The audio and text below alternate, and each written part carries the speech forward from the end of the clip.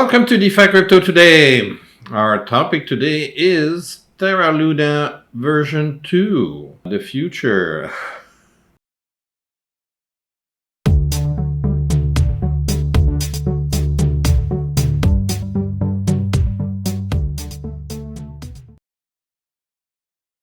Of the Terra Luna ecosystem. We're going to review a little bit what happened, and we're going to see where the situation stands right now and what the plans are for the future of the Terra ecosystem and the Luna token. And we're going to talk a little bit about stable coins and things to avoid and stuff like that. So, as you probably remember, the Luna token totally crashed.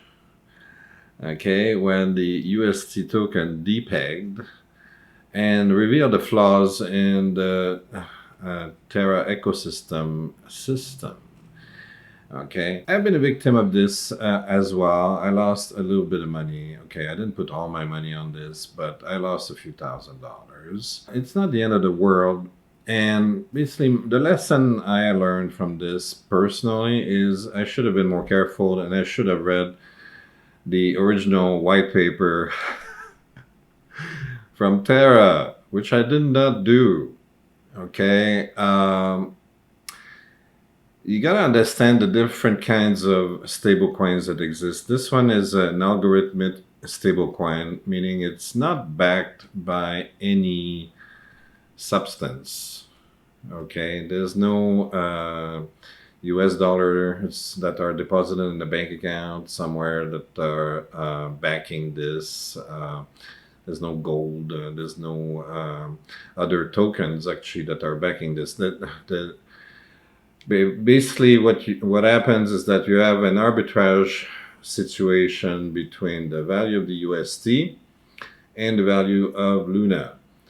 If UST goes up too much, people will sell UST and buy Luna, and it comes back up the other way, and so on and so forth.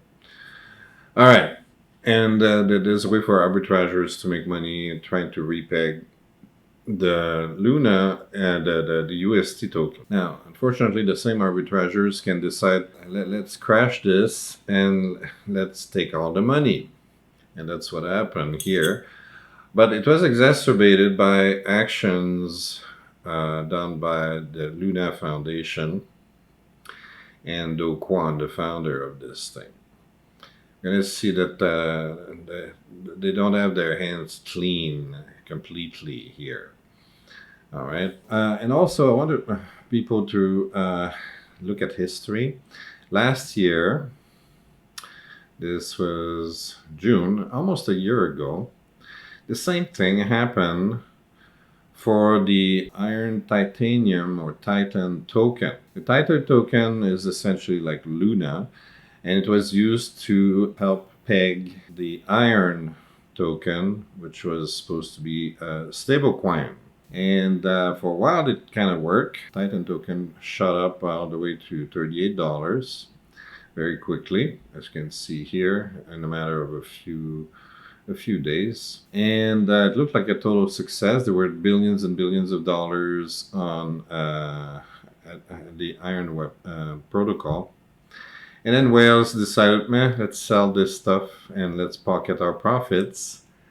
And as soon as the whale started, it created a snowball effect. People panicked. I remember watching the price of the Titan token going down, straight down. It went from 38 to 0 in about 4 or 5 hours.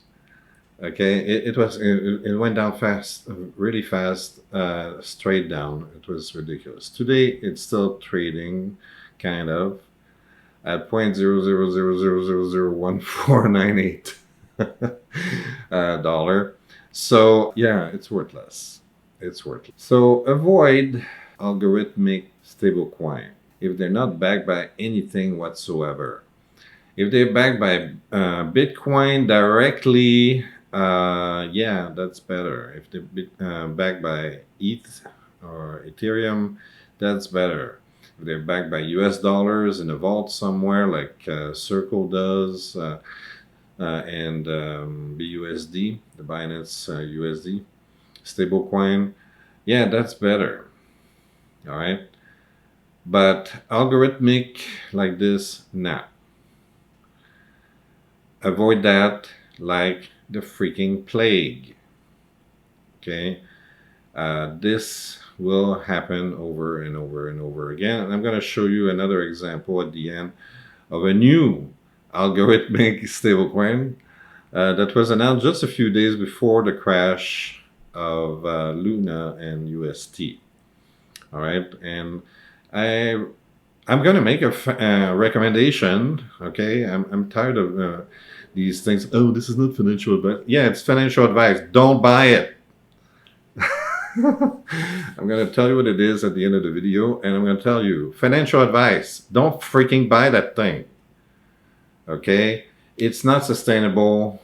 The APY that they give you are too high, and it's an algorithmic stablecoin. It's not backed by anything. Stay away. All right? My recommendation. All right. This is a really good article published by CZ, the CEO of Binance. Highly recommend you read this for clarity on the situation at Luna. Okay, and I'm gonna read you some of the highlights that I found the most important here. All right. And I like that he uses the word stupid because it's one of my favorite words when I see stupidity. Says here, the most stupid design flaw is thinking that minting more of an asset will increase its total value, its market cap. Printing money does not create value. It dilutes existing holders. Exponentially minting Luna made the problem a lot worse. Whoever designed this should have their head checked. So basically, he's saying that the way the Luna UST system is designed, okay, is that they were trying to repeg UST by minting more and more and more Lunas. So they went way overboard. It started with a few billion Lunas and ended up in trillions of Lunas. So it made like 1,000 times too many. And very, very fast, okay? So, as he said, this was just a recipe for disaster. And it was flawed from the get-go, all right? And that's why I kind of feel bad because I did not read the original white paper.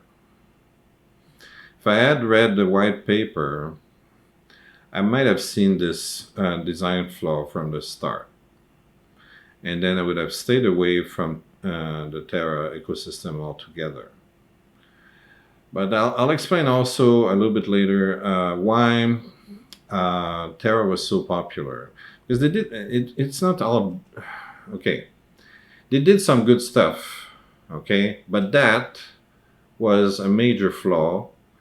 And unfortunately, everything, it's like an upside down pyramid. Everything is holding on to that, okay? And unfortunately, when the flaw is exposed and people take advantage of the flaw, the whole structure crumbles, okay? And that's what happened here. And I feel bad for the developers, okay? There are lots and lots of developers on the Terra ecosystem. There's got to be hundreds, if not thousands of developers. Because it's like, what, almost 200 projects there? All those guys basically trusted Kwon and his system. And you're going to realize very soon, okay, in crypto, don't trust nobody. Trust the code, trust the system, after you verify that the system is sound. See, the problem right now that we have in crypto world, okay, is that there's no, right now we have agencies that check the code to make sure that the code is doing what it's designed to do, for good or bad, okay? So a lot of people know about Certic, for instance, which is a famous code auditor. They're going to check the code, but they're not going to tell you if the system is fucked up, okay? If the system has major flaws like this, they're not going to tell you that. They're not evaluating that. evaluating the code. Okay, is the code designed to do what it's supposed to be doing? So if what it's supposed to be doing is a flaw, like here, they're not going to tell you that. Okay, if the designers made the code to do that, and that's the way they want it, the auditors will just confirm that it's doing that or it's not. And if it's not, they're going to help the developers rewrite the code so that it does what its purpose was, even if it's bad. You see the point? There are no rating agencies, no ratings bodies, okay, to tell you, okay, you invest your money here, and these are the risks, okay? And we think that this is solid enough in all market conditions or not. Basically, in the market conditions that we have this year, which are very bearish, this system sucked. And it was much too exposed to whales trying to attack the system. They can be forgiven for only because DeFi is so young. But they should have known that other systems have failed, like I just showed you. Titan failed last year. Okay, so they should have tried to find a way to reinforce the system after seeing that other algo coins failed, but they didn't. Anyway, so CZ goes on to say that the other fundamental flaw was the over-aggressive incentives, specifically Anchor's 20% fixed APY to push in or in organic growth. And he says that it's fine to use a very high APY at the very beginning, but eventually you need to generate actual income to be able to sustain it. And they weren't doing that. And that was kind of a dirty secret at Anchor. Okay.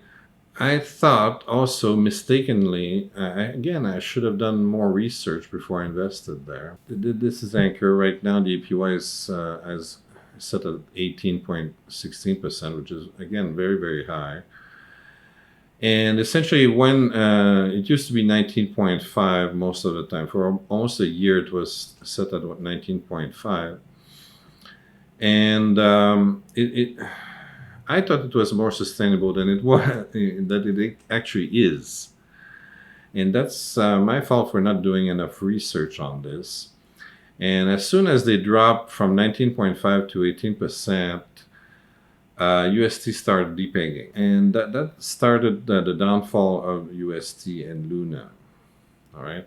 Because people started getting nervous when the rate went down. What they should have done is get, maybe they could have maintained 19.5 for, let's say, 1 month or 2 months last year, okay, when they started the protocol, and tell people, okay, this is temporary. After that, we're going to give you the market rate. And the market rate could be, I don't know, 5%, 7%, whatever it is, okay?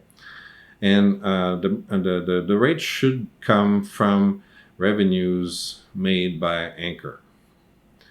But basically, they were over-subsidized by the Terra ecosystem directly. And they created the problem. Now, to their credit, they made the webpage super easy to use for newcomers. Okay, you want to deposit, you hit deposit. You want to withdraw, you hit withdraw. Okay, what's my rate? It's here. That's it. There's not much more information you need to know, right? Also, one thing I wanted to point out is that you could have protected your deposits against depeg. You have here the UST peg at unslashed. You could have protected that. And here the smart contracts could have been protected as well. But this is the most important, because this is what actually happened, the UST depeg. And you could have bought insurance. If you had if you had a lot of money in there, let's say $100,000 or more, it would have been worth the trouble paying extra to protect you against depeg. But most people weren't aware of it, and most people did not take advantage of that.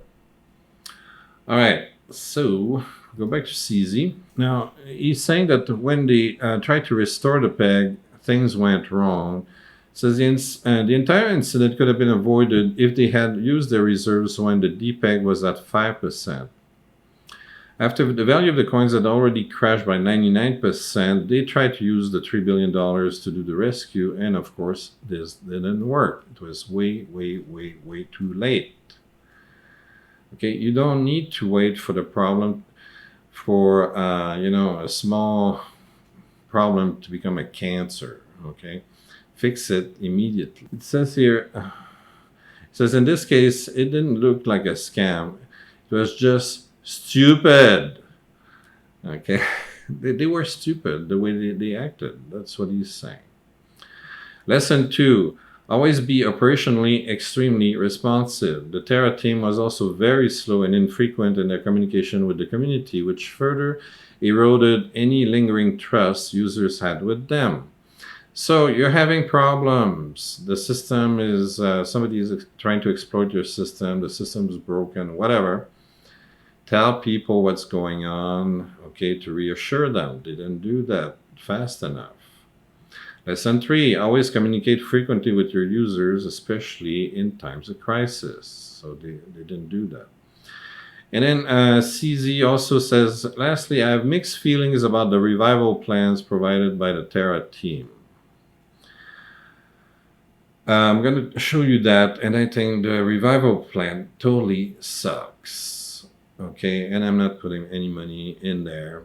I lost confidence in the Terra team as it stands right now. Okay, I've lost confidence in Kwon.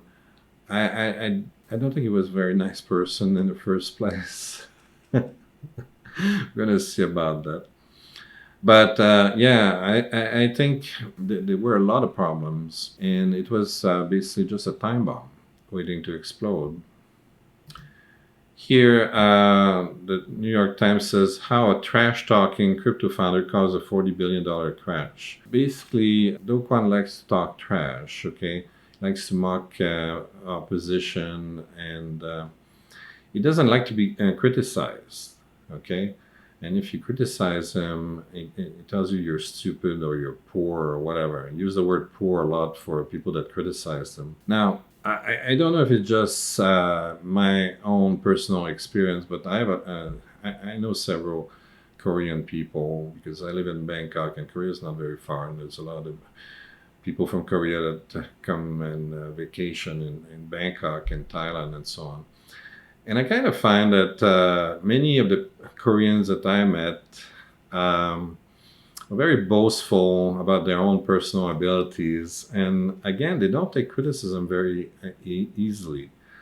They give me the impression that they think that they know everything and that they don't need anybody's help, right? Even when they're in trouble. I don't know if that was my personal experience. Maybe it's just a coincidence. Anyway, did I highlight anything here? Anyway, yes.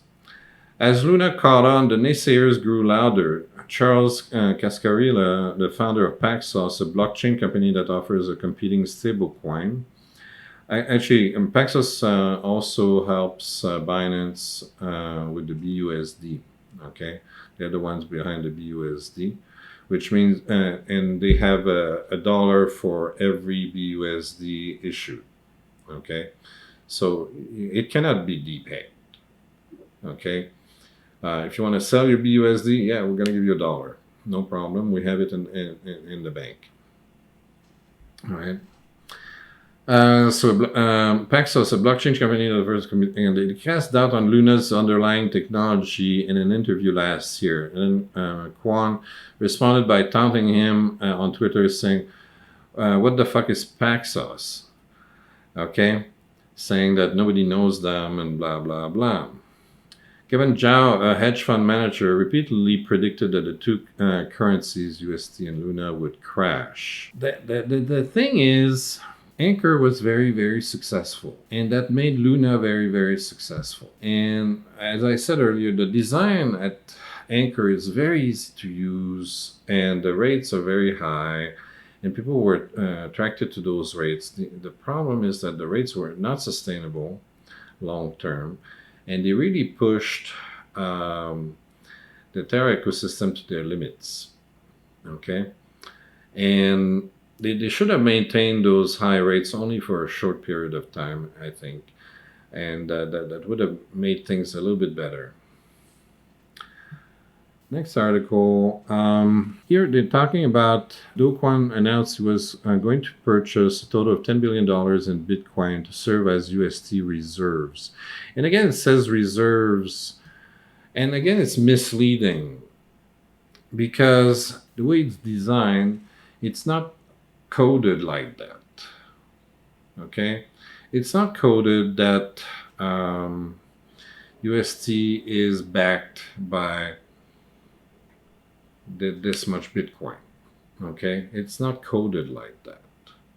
And that's misleading. And the way the Kwon was trying to make modifications on the pegging system and so on, essentially it exacerbated the problem, and it opened the door for whales to get in and crash the system.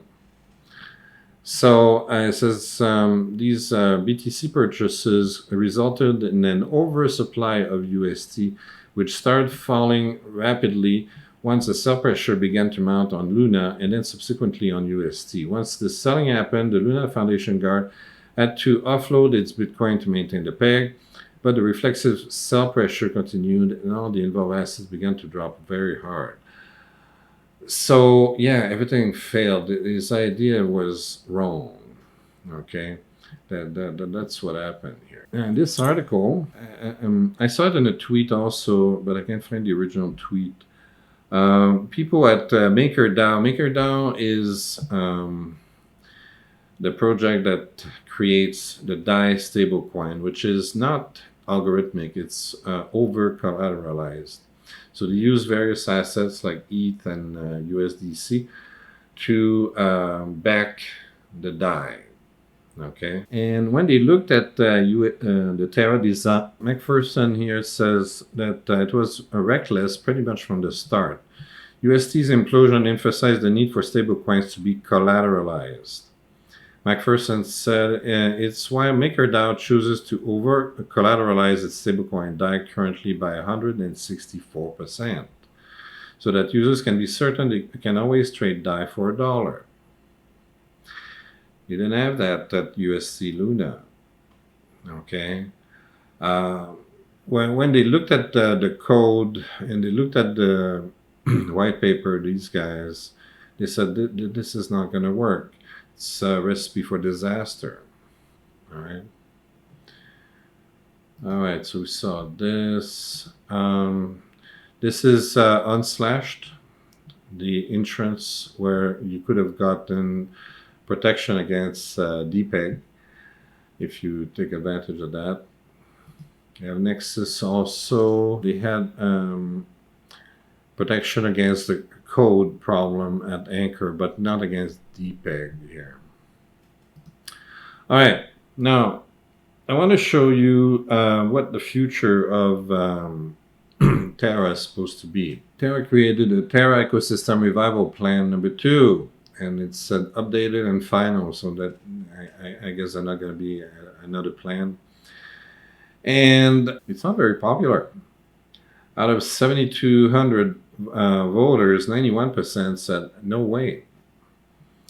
If you look at the comments, they don't want to be forked. Yeah, so basically they don't like the plan and the version 2 of Terra. Basically, the people think that Kwon and the Terra Foundation are trying to fork them, and they don't want to be forked over. So no one wants a fork, we don't want a fork, and so on. No one wants it besides Kwon and his validator lackeys, which is probably true. We not fork. Okay, so basically it's all like that. No fork, no fork. They don't want this. So, but I believe, unfortunately, that despite the vote, I'm not even sure why they bothered with the vote. I think it's going to pass. Okay. So, what are they talking about in there? Well, basically, it's not a very good thing. What they want to do is, they're going to create a fork of the Terra ecosystem. So it's going to be Terra version 2. And they're going to maintain the old Terra. And there's going to be an old Luna token. They're going to call it Luna Classic or Lunk. Sounds like Coke Classic. Anyway, so pre-attack Luna holders distribution. So if you bought it after, if you bought Luna after you're out in the cold, for all holders with a snapshot balance of 10,000 Luna tokens or less, you're going to get 30% unlocked at Genesis. Genesis is the moment that they're issuing the first Luna, the new Luna tokens. So let's say you had 10,000 Luna tokens, you're going to get 3,000 Luna tokens at Genesis. And the other 7,000 tokens are going to be vested over 2 years. 2 freaking years you have to wait for that. Okay? I don't know. It sounds like whatever. This is to ensure that small Luna holders have similar initial liquidity profiles. This would cover over 99% of all Luna wallets, while only representing 6.45% of the total Luna at pre-attack snapshot. So it shows to you that 99.81% of the people have very, very small amount of Luna, 6.45%. So it means that there's a handful of super rich people that have 93.55%. Okay, that sounds terrible. So it seems to be very tightly controlled. Post-attack UST holders distribution 20 to 15%. This is to ensure that DPEG related allocation is on par with the original stakeholder pre-attack Luna allocation. The 5% save goes to the community pool. All right. So in summary, they're going to create a new Terra chain without the algorithmic stablecoin this time. So I don't know what we're going to do with the old UST, but anyway, you're not going to get the new UST. The old chain to be called Terra Classic, that's the old chain, token Luna Classic Lunk. And the new chain to be called Terra, or with token Luna. Luna is to be airdropped across Luna Classic stakers, Luna Classic holders, residual UST holders, and essential app developers of Terra Classic. All right, so there's more details here. You can read. I'm putting all the links in the description below. But honestly, you get 30% now, and then you have to wait 2 years to receive the rest. I don't know. It doesn't look good. And there's no, you see, most of the applications that were created on the Terra ecosystem had to do with Anchor, right? And Anchor only works with the UST stablecoin. So what's going to happen on the new Terra version 2? It's not going to be any Anchor because there's no UST. Several projects that have been created on Terra are based on the UST. What are you going to do? It's going to be complicated. All right, so now in terms of future for Terra, there's going to be a lot of issues. Do Kwon in particular, the ruling party in South Korea wants Do Kwon to appear at a parliamentary hearing on why UST and Luna collapsed. Because a lot of people in Korea have been using UST and Luna. It's part of the several apps that are used for payment systems over there. So it's the integral part of the lives of millions of people. So it's a big deal. It's a very big deal. It's not just speculators. There's a lot of people that have been using this in Korea. Now, police report made against Terraform Labs in Singapore. Police not investigating. But I don't know if he's going to have a lot of issues in Singapore, but apparently 1,000 Singaporeans have invested in UST and Luna, and they seek justice for the money that they lost. And now the South Korean prosecutors, that's not the parliament, but these are the courts. Okay, want to investigate if Do Kwon was running a Ponzi or not, because Ponzi's are illegal and he could end up in jail. I told you that Ponzi's are illegal. You guys don't believe me. I said so in a previous video about scams. All right, avoid Ponzi's. And you have to understand what a real Ponzi is. In my video, I explain what it is. But anyway, at some point, everything is a Ponzi. Nothing's a Ponzi. Follow the definitions of Ponzi's, okay? That's how we can talk intelligently. But yeah, a lot of people said that the Terra ecosystem was a Ponzi. I'm not sure if it's really a Ponzi. Doesn't really work like that. It just badly designed.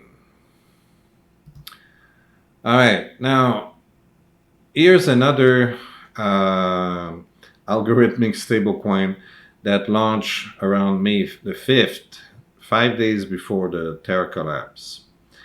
And this is coming from blockchain Tron. So Tron launches UST Competitor, USDD, and promises 30% APY. See, Anchor was promising 20%, but Tron says, hey, we're going to better this up and give 30% APY. I'm warning you right now. Algorithmic stablecoin, we already saw 2 cases of algorithmic stablecoin failing. Okay, Titan and then Luna UST. Okay, this is a new one, USDT Tron. Very likely it's going to crash the same way at some point. Stay away from this thing. Financial advice. Stay the fuck away from this thing. Okay, it's terrible. It's not good.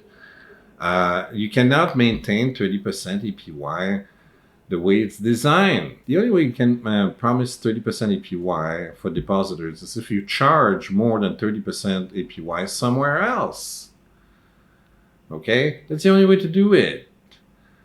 You would have to provide lending facilities that would lend at, let's say, 35 or 40% APY. Who wants to borrow at 40%? Nobody. Okay? It makes no sense. Okay? And that's why I'm saying, stay away from this thing. It's bad. It's going to crash. And Tron, the price of Tron is not amazing either. Okay? It's probably going to be next to nothing. See, this is the main page at usdd.io. They talk about the 30% APY here. And you can stake all these lovely tokens to get your very, very high APY. I don't trust it. I really don't. Okay? Especially in light of the very recent UST debacle. We should stay away from algorithmic stablecoin for now and forever. And here, that's their Twitter page. All right? And they say it's decentralized, but frankly, it's not. It's directly connected to the Tron Central Organization, and there's just no way it's decentralized. All right, so it's not. I don't think it's well designed. I think it's going to fail like the other algorithmic stablecoins. I think that the 30% APY is not sustainable. We have trouble at maintaining 20%. Imagine how difficult it's going to be to maintain 30%. It's not going to work. Stay the hell away from this. All right, that's it for this video. If you like this kind of stuff, please like and subscribe. Don't forget to ring the bell. Download the free book. All you have to do is put your name, your email address, and hit the submit button. And then you get a big fat button that says download the free book. If you miss that button, we're going to send you an email with another button that says download the free book. And if you don't want to download the free book, you go to Amazon, you pay $5.99 to Jeff Bezos, and Jeff sends me $1. Imagine. See you.